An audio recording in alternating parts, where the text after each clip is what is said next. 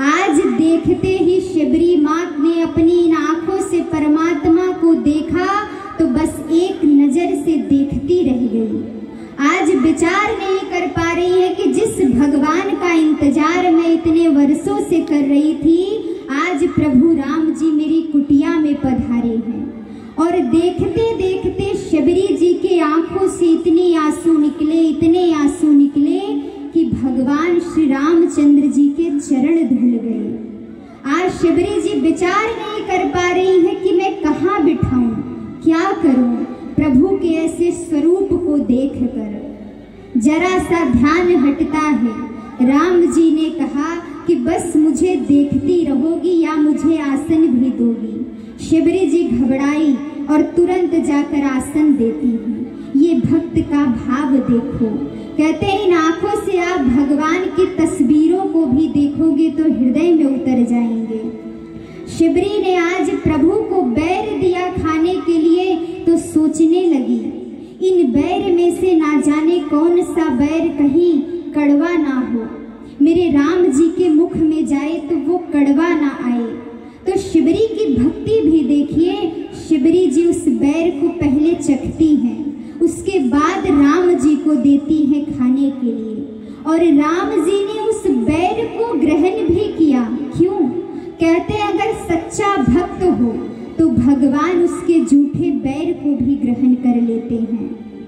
आज राम जी ने उस झूठे बैर को शबरी के दिए खाने लगे, लेकिन वही बैर जब लक्ष्मण जी को शबरी मैया देने लगी तो वो उस बैर को खाते नहीं हैं, फेंक देते हैं।